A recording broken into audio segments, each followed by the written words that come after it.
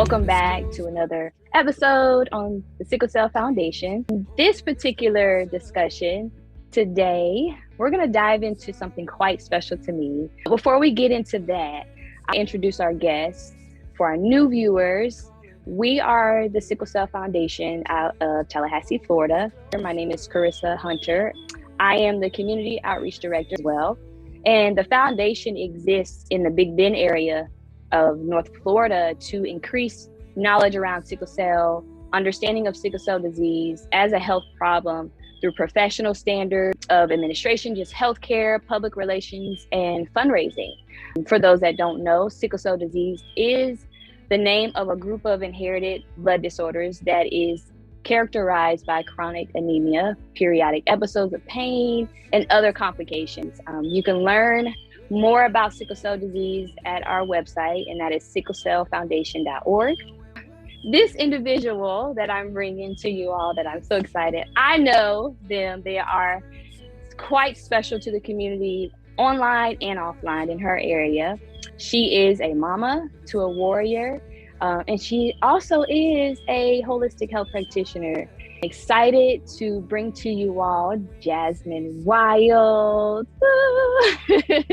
Hello. Yes, and we come together. We decided to come together to chat about the many things of sickle cell, but from a perspective of parenting and holistic health. You know, it's one thing when we're holistic health practitioners to others in the community, but we're also practitioners in our home in so many ways. And I want to thank you for being here. I want to thank you for taking the time to just pop in and sharing your experience. So I already know you, but I want the community to know you as well. And if you want to share a little bit about just a midget of who you are, what you're doing, and then we'll get into some good questions. Yeah. So everyone, welcome. Thank you. Well, first of all, thank you for having me. Thank you for creating this space and this platform in this way, because like we were, you know, you are birthed into this world and you're like, okay, where do I start? What do I do? And I know that it's nice to have comforting arms to welcome you into this community. But yeah, my name is Jasmine Wilde. Let's see, as a practitioner, I teach, you know, sound, breath, meditation. My focus is a lot on journaling, on, you know, expressive thought.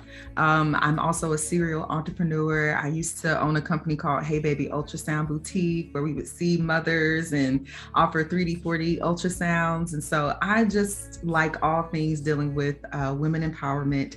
I like all things dealing with learning about ourselves deeply and how to navigate the ebbs and flows of life, because that's what we got to do. So if we're going to do it, might as well help each other do it together. So that's just a little about me. Yes, I love it. I love it. It's a web of beautiful gifts that I admire and such an inspiration to me. I want to just jump into the first question. I want you to give our viewers a walk through an average day for you, because you're a trait carrier. How it is for you, and also how it is living with sickle cell anemia for your daughter, like daily activities, you know, weekly activities. What does that sort of look like for you? Well, depending on the season, if it's a cooler season or a warmer season, that kind of, you know, changes how we wake up with our morning flow. But pertaining to my daughter, Zoe, who is a sickle cell warrior, starting our day with water intake. You know, we do I like to take peaceful time in the morning where we get some cuddles in first. Before I was just so busy with work. But now, having closed my business, it's like so much more time for cuddles and just intentional time in the morning. Then we go off to our meds. So Zoe, she is tied in with CHOA. She is with, let me see, it's called the Aflac Blood and Cancer Disorder Center inside of Eggleston. And so she has an amazing team that she works with. So Zoe takes hydroxyurea, folic acid, and penicillin from time to time. So we're working with that regimen. And outside of that, you know, she has a brother, Mr. Asher. And so we do our morning routine with getting together, making sure we, you know, putting together our snacks and our drinks and getting ourselves ready for the day. So on a regular basis, our days are pretty straightforward. I think the things that I think about most is always having her water bottle with her.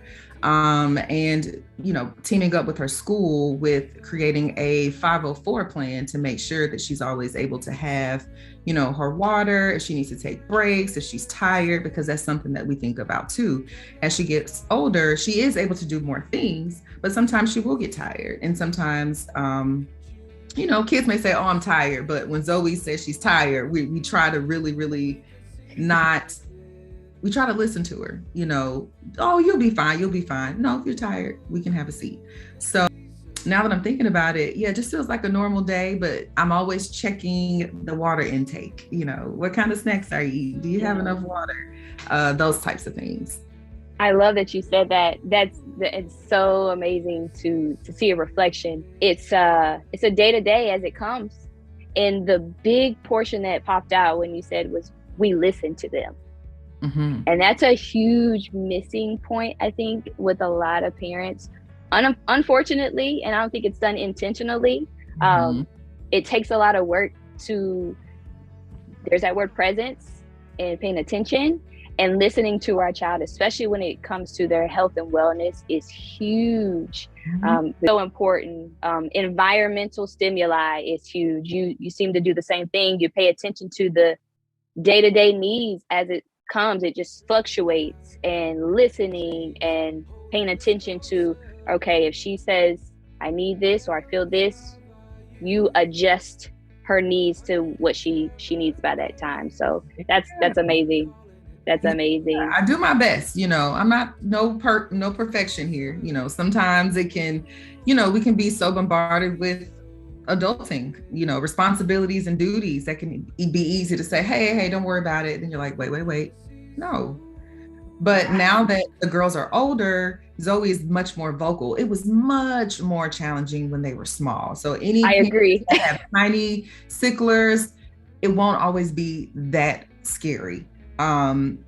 Because when they're small and they can't put together the words to say where it hurts or how it hurts or why it hurts, it just goes through your body. Like, I just want to fix it. But now that she's older, even Zoe, like on her birthday, she is known for grabbing a blanket and going to sit on the couch. But when she's stepped out, she's like, all right, I'm gonna sit down over here and eat my grapes. I love it. Another question popped up for me. As a trait carrier, have you ever experienced, or do you experience any symptoms in your daily or weekly activities? To be honest, that is such a good question. I never thought to pay attention. I am, I'm pain tolerant. And I think once you're in your body and no one's told you that something is wrong or something is off or something is different, it just becomes a part of your reality. Right. So I probably have had very bad pains, but I associated with something else, or I didn't drink enough water, or I just had a headache. But I have definitely had muscle pains that have been aching for an extended period of time. But I guess in my mind, because what I've seen Zoe experience, I'm like, oh, that's nothing. So I probably do, but I have not taken the time to really even assess that aspect. But I know I have, but didn't know what it was. I didn't know. And that's a whole nother segment too, because I've said that myself, you know, looking back, wait, I very much could have been dealing with mental, emotional triggers with the muscle and body aches. This is what that could have been, because then you got the unlearning around trait carriers. Yeah. So that's a whole nother story. So yeah, I thought to ask you that, and yeah, thank you for sharing that. What do you do in your daily life to cope with, or what do you help Zoe with to deal with those symptoms when she does experience, if it's daily or whenever it comes about? Is there anything specific? Yeah, so there's a few things we do. Like, if it's basic level, first of all, we're going to go to water. We're going to make sure we're hydrated. We're going to get to the snacks. We're going to see if it's just something that can either distract her or put her brain in a different space. If she's having a full out crisis and it's like, okay, things are about to get real. All right. I'm a soothing person. I'm all about calm. I'm not going to match chaos with chaos. I just don't choose to do that. So I go the opposite. I'm very grounded. Okay, well, we're going to start here. And we also have a process. If Zoe hits a 101 temp, we already know we're going to head to CHOA. And we pack our bags, we pack our snacks. And I keep talking about food and snacks specifically because, you know, sometimes in hospitals, you know, there's just chips and Doritos or something, and you may be in there for an extended amount of time. So go ahead and chop up those apple slices, or you may be in there hungry. Like, you don't want to pair a hungry child already in pain. We may have to sit in the hospital. It's just too many things. So I am all about talking. I'm like, how do you feel? You know, where is the pain? We have the warming pads where you can break and we can put it on certain parts of the body. I also use music too. It's like a cognitive thing, and whether it's playing the same song or a type of song, because at that point, it's a pain and we know that it's just not going to go away by taking some Tylenol. We ride this wave while we're in it. How do I let her know you're not by yourself? Okay. And we definitely dig into deep breathing. And Zoe's a champ. Like, I can say I'm teaching her these things, her father's teaching these things, but some of these things she's just doing on her own. And she is very vocal. So she will say now, I want to go to my doctor. Wonderful job, Mama, because you're teaching her. No, seriously, you're already teaching her, or she knows how to be self-aware. That's wonderful. Use music therapy, verbalizing, and even sometimes, and it just, this is so amazing because I too do the same.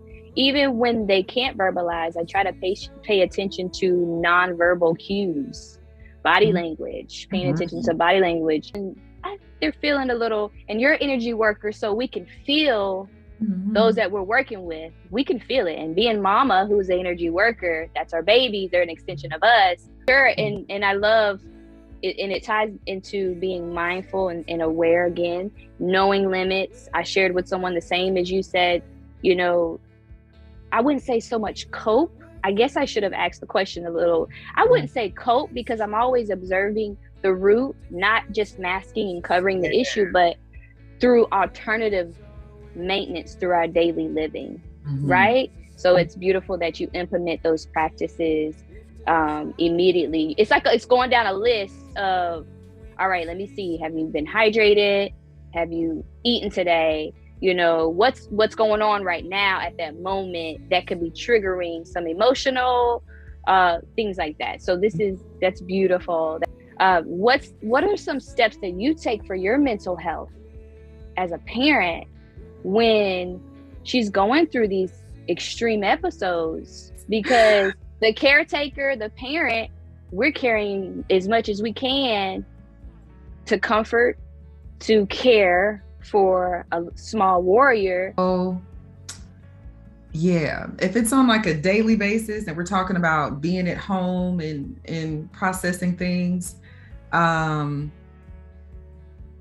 trying to think. Let me think of maybe case by case, because it really depends. I'm gonna say it's case by case. Like on a regular basis when we're home and there may be some challenges and life is going, of course, finding that time to center, to slow down, especially to rest. Like I have all the really good stuff like eat well, drink, exercise, stretch. But when you're in the middle of life, like a crisis is not just going to wait till you're peaceful. It's not going to wait till things are busy. It just happens whenever it happens. So I think the first thing is just to ground myself, because initially I used to panic because when she was a baby and I didn't know what was going on, I'm like, what do I do? Where do I go? I'm like, okay, first of all, we're going to calm down because we have a plan. If she reaches this temp, we're going to do this. If this happens, we're going to do this.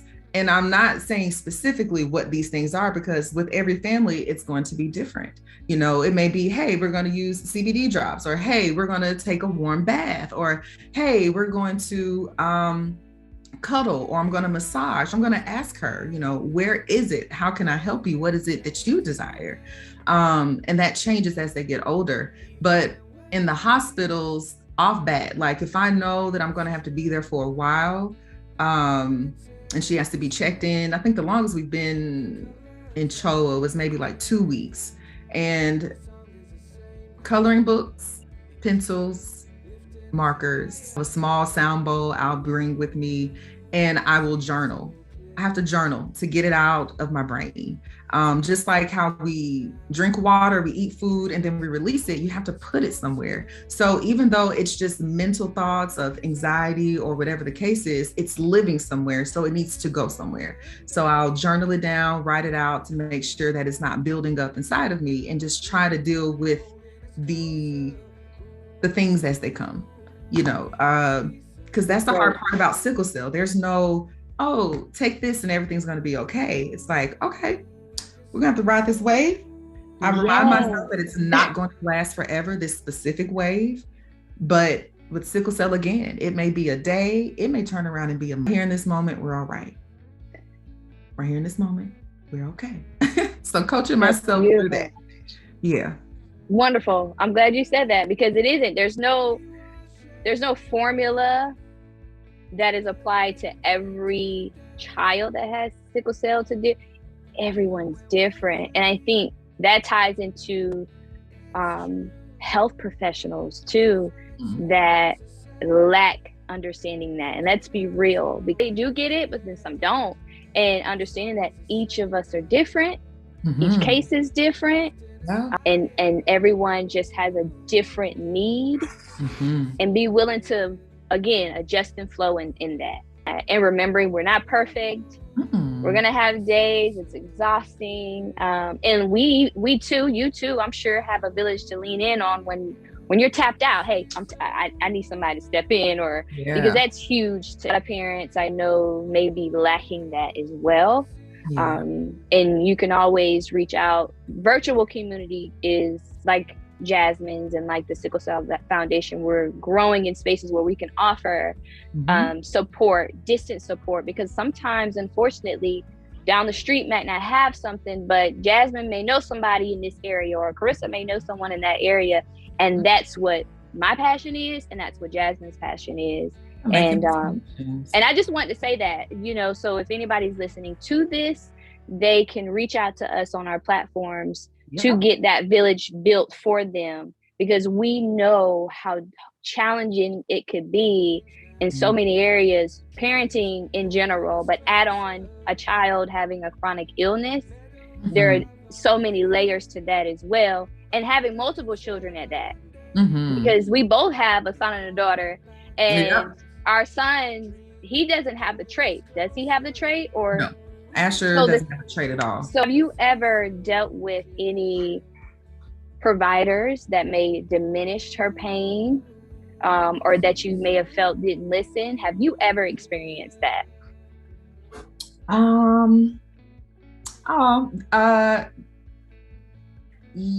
Let me see. Her pain, no. I will say I have had great practitioners in her life that listen to her. I've never had an issue with the medical team. And anytime, I think the only time there was a situation where I had to speak to them is she had a bad crisis. Well, it was pneumonia that led into a crisis that led into a collapsed lung. I mean, it was the worst case scenario of all the things that could have happened to my sweet Zozo. And so they wanted to put her on a breathing machine. And they're like, okay, we're going to have to sedate her, give her some medicine. And I'm like, well, no, she's had enough medicine. So we're not going to do that. So parents, use your voice. Even if it shakes, use your voice. You have internal parental wisdom, knowledge, and advice. And of course, yes, still listen. I tell their father all the time, like with sickle cell, it's a multi-braided cord. Like you have your holistic health, you have your medical health, and then you have your intrinsic parental health. And with those three cords together, you can do it.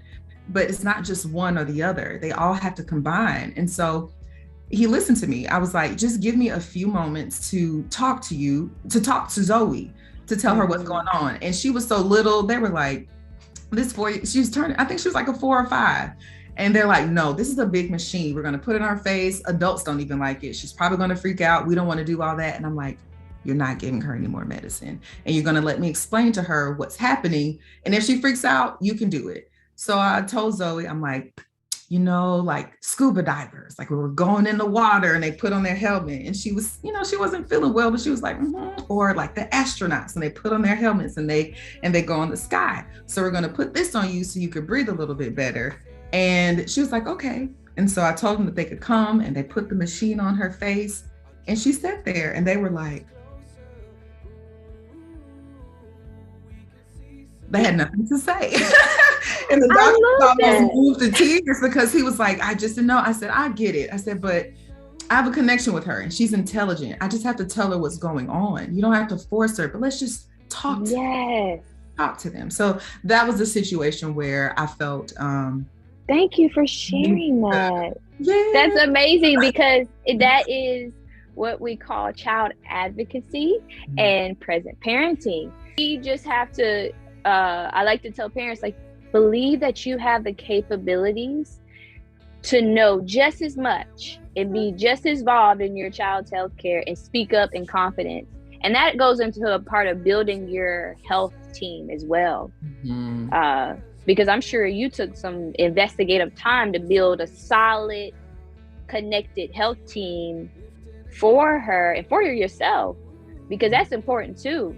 Yeah. Was that challenging for you when you were finding doctors that would align? And yeah, honestly, I will say that I've been very blessed in that regard because of where we live and familiarity with the area. The CHOA here in Atlanta is phenomenal. And so once she was, put with their program and with her doctor, and they did all of her tests and saw who she was and saw what was going on, we've been completely taken care of. So she does. She has her hematology team. She has her nurses that know who she is. She has her respiratory therapist, I want to say she sees like an ultrasound specialist every few months, just so they can just make sure everything's flowing. But they have put everything in order, which has been so wonderful for me. So I didn't have to think about what other additional specialists do I need to think about.